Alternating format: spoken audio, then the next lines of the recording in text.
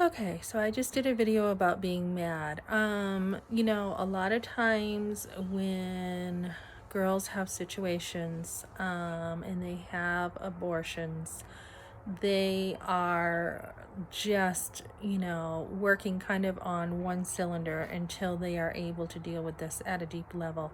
When I say one cylinder, I mean like the walls are up, like you cannot get in, okay, because the walls are up.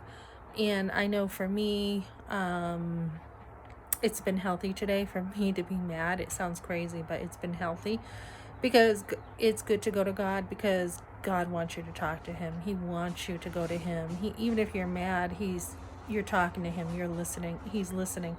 So something in my life, I remember being so furious and mad when right before the abortion. I remember being with my first boyfriend, and he was crying because I broke up with him, and he didn't want me to break up with him, and I felt torn. Coming from a family where you had to learn how to survive, my family from the projects, you had, my family they were survivors. You had to be. So feeling like I had to fix everything, I had to straighten it out, I pitied him and I stayed with him and I compromised myself. And that's something that you don't want to do. And then when I asked him, if the condom was safe, because it didn't look like, the packaging looked like it was not the best condom to have, and he reassured me that everything was fine, that it was safe, so I trusted him. So when the condom was used, it broke, and that trust went down the hill. And I just, it really affected me, and I was totally ticked off. I felt lied to. I felt like he had a used condom just to keep me with him, to trick me, to get me pregnant, to stay with him. And I was furious. And this is, I just wanted to go home. This is when I didn't even know I was pregnant. So things were broken off. I definitely broke up with him after that one, after feeling totally lied to. But I was never able to grieve those feelings. I was never able to talk about it and say, hey, having to be a nice girl, being able later on to say, I really felt like you broke my trust. I felt like you lied to me.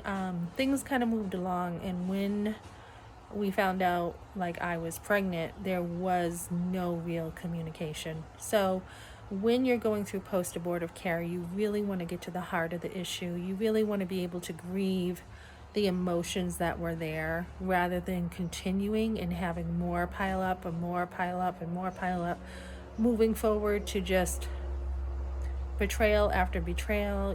The adults wanting to save face because his father was a fire chief in a small town, to the abortion where you can't even, grieve that, because you're just not even taught to communicate or deal with those feelings. So that is something that I wanted to talk about. And until girls truly heal, they are working on that one cylinder in life where they're rather than being able to grieve and being able to, deal with things in a mature way.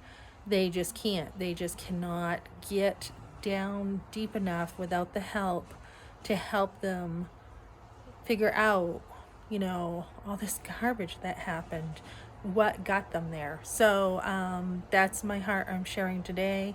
I'm on my own journey as I'm looking forward to helping other girls deal with this. And once you grieve your baby, you're able to feel a huge weight off your shoulders, a huge weight. You're able to actually grieve and move on. And I think until you get to that point, you're always going to have like that self-protective side of you where you're carrying so much. I don't even want to say it's just self-protective or walls, but it's a weight that you're carrying that needs to come off your shoulders.